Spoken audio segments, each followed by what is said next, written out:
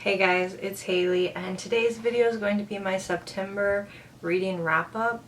Now, listen, I didn't feel like doing my makeup today. I know you don't mind. Don't mind it. Listen, I was at a concert last night and the night before, fully masked, vaccinated, all the things, but I'm tired. But it was so exciting to go. First time in like 2 years to go to some concerts. So, yeah, I'm just tired. And my voice is a little, a little low because I was yelling and screaming and doing all the things. But I wanted to go ahead and get my reading wrap up for the month of September. So, earlier this month, there was the movie Shang-Chi that came out, and I really enjoyed the movie and the aspect of like the siblings and their story. And because of that, I was like, you know what, let's read a book that's like about siblings. So I read The Ones We're Meant to Find. It's got just like the most stunning cover ever, and I was so excited for this book. I didn't like it. Now, I know it's YA, it's sci-fi. If you don't know what this book's about, basically it's about these two sisters, and one is like deserted on like a desert island, and they're separated, and the sister who's on the island, her name is C, and her sister's name is Casey, and she's like in their real life world. But it's very sci-fi, very futuristic, and basically the story goes through C trying to find her sister Casey. I just think it was a little bit too sci-fi for me. It's not like the world building was difficult or anything. It was just like not... I don't really read sci-fis, but I thought since it's a YA sci-fi, maybe I'd like it. But I don't know. I didn't enjoy it. I gave it a 2 out of 5 stars.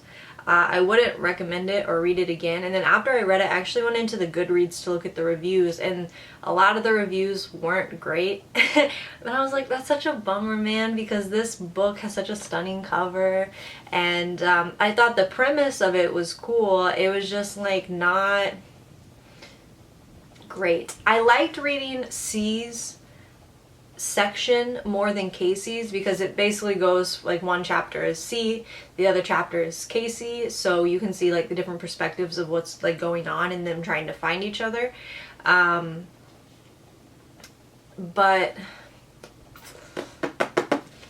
I don't know, I didn't like it. I wouldn't recommend it. I wouldn't read it again.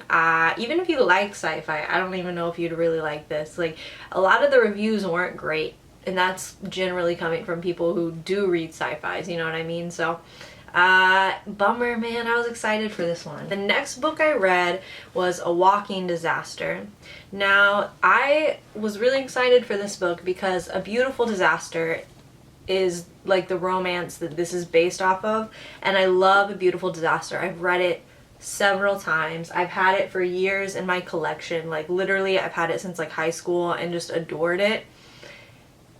And I was so excited to read. This is basically the same storyline, but through Travis's eyes. So basically the original book is about this girl who meets Travis, and he's like he's a very horny dude. He is that girl that he's that boy that every girl wants. He's hooking up with girls every night. Everyone just like literally just throws themselves at him. He's the bad boy with tattoos and a motorcycle, and he meets Abby. And Abby is not like that. She very much is like not about his shenanigans, and he ends up, it's a romance. He ends up like trying to get her interested in him. So I love that romance. I loved the book. It was really good. And then when I found out they had the book from his perspective, I was very excited to read it. And then I started reading it. And this book, I guess, did give a little bit of insight that the other book didn't. But for this one was hard. This took me a long time to get through because I already knew the story. So it was kind of boring to me.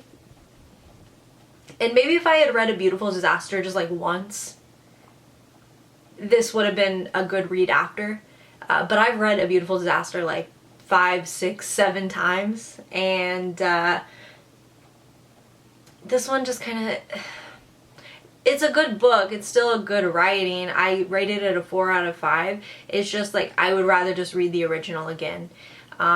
It was good to see Travis from, you know, the different perspective, but like then it kind of gets into that like boy head, like the male brain, and like you can see him where in moments you think, oh, maybe he's like thinking sweet things. He thinks like, damn mama, you got some nice boobs. Or like, you know what I mean? Like, it's, I don't know. I like the original better, and it's still fine. I wouldn't read this one again. I would read the original. That's the point I'm getting at. And then the other thing is, when I first read the original book, I was in high school, so like my standards of like men were very different. Like now you read this and you're like, Travis is a walking red flag, man. Like the way he like fights people, and the way he's so like controlling and like protective, and like if I were in a relationship like that, I'd be like, bye. Like, no, thank you. Like he does questionable things, like which like in real life I would not be about. But it's a book, so I can like it because it's not real. That's just like, I do like the original book and I like the storyline, but reading it as an adult who's been in like adult relationships, I read it and I'm like, I read it very differently than when I was in high school, and I was like, wow, he's so dreamy. And really now I'm just like reading it and I'm like, he got some issues, man. He gotta work on himself. But yeah, anyway, I rated this a 4 out of 5. I'd rather just read the original, but it's a good story. Then I read, this is another TikTok book, Things Have Gotten Worse Since We Last Spoke. Cover, stunning. It's supposed to be kind of like a horror. Very quick read. It's like, let's see how many pages, 112. Basically, you're reading a storyline between two women who met in an online chat room in the early 2000s, and you're reading their IMs to each other, and they start to form this relationship. I would not recommend this book, even though it's short, even though you may think it's a cool thing. I don't think the characters were like fully fleshed out enough to like make the story good. I thought it was a cool concept, and it seemed very little about the character development and more about the shock value. There's scenes of like animal abuse. There's very graphic scenes. Like, it was really gross, to be honest. And the ending didn't do it for me. I get what they were going for. It just like, it didn't really feel like an appropriate ending. I would rather this book had been longer and did proper character development and it have like a proper ending, and I wouldn't have an issue with it. Like, for me, it felt like, I don't know, like, I don't even have an issue with like horror books. Like, I don't generally think things are like gross and too much and like, you know what I mean? But it's just like, because of the fact that the characters weren't fully like encapsulated, it felt like this book was just primarily for shock value. I wouldn't recommend it. I get it, you know, it's Halloween time, you know, it's October now, so if this is something you want to read, go for it. It just like,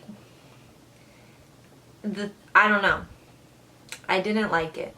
And it's not for the fact that I don't like horror or grotesque things, it just felt kind of icky and kind of gross, so I didn't like it. I rated it what did I rate it? A 2 out of 5. Next I read Lonely Castle in the Mirror. Such a cool cover. I read this because Ali V on here on YouTube highly recommended this. She rated this 5 out of 5. She rated this out of 5 out of 5, and I was like, I gotta read it. Such a cool. She immediately got a tattoo after she read it, so I'm like, I gotta read it. This book, was translated, I believe, this year into English. I enjoyed this book a lot. Basically, the premise of this book is there's this girl who, her name's Kokoro.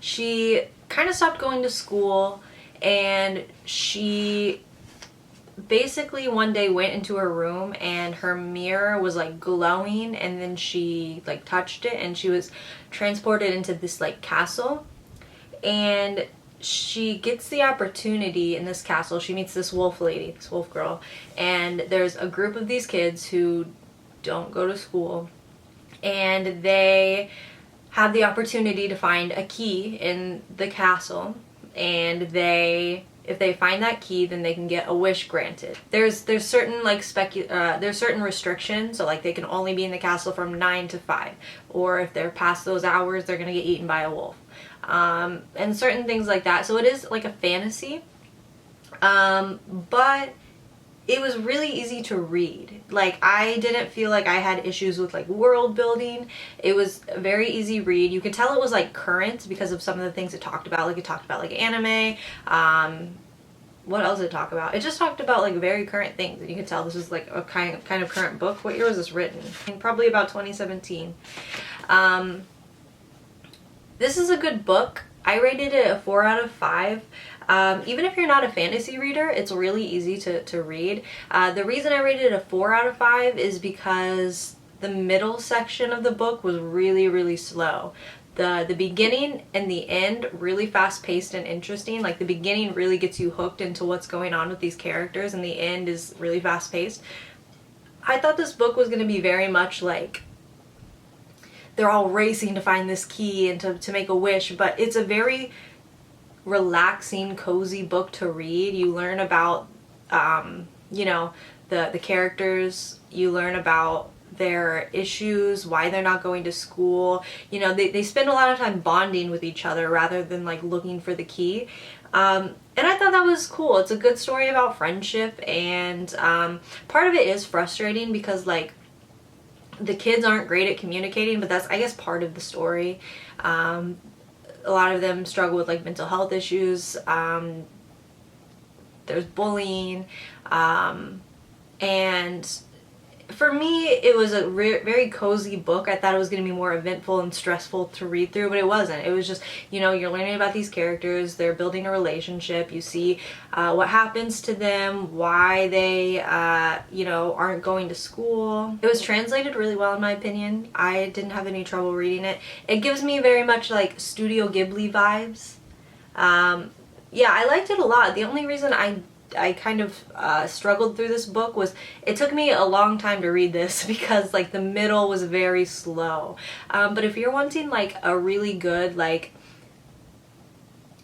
no pressure read, like very easy, just something cozy to drink tea with when it's raining, gives me that kind of vibes, it's a good book. So I definitely do recommend this one. And then the last book I read is If Cats Disappeared from the World. This was also a Japanese author that it was translated over to English.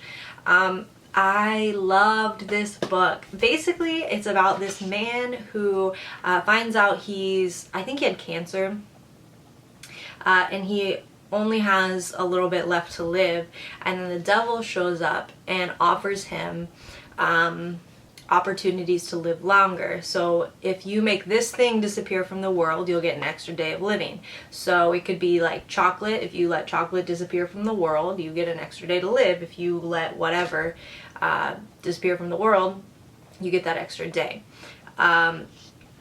His cat's name is Cabbage. It's so cute. And I really thought this was such a cute little book. It's short, a quick read. I read this in like one evening, like one sitting, and I just really liked it. I tabbed this one. There's a lot of little bits that I really liked in here. There's this little scene here. I have one tab that's not purple, it's blue, because this one wasn't like a quote. It was just this whole scene here. He had this scene of him walking through this like dandelion patch or this like flower patch with his cat, and I just love reading it. It's so cute, and like, it's so cozy. It's such a quick read. If you want something that's just very like low pressure again to read. It's so good. It talks about human connection and loss and grief, and the devil's character is really fun. He's like not necessarily like this scary dude. He's like, he wears like Hawaiian shirts, and he's very like, he's supposed to be funny. And I just really love this book. I rated this a 5 out of 5.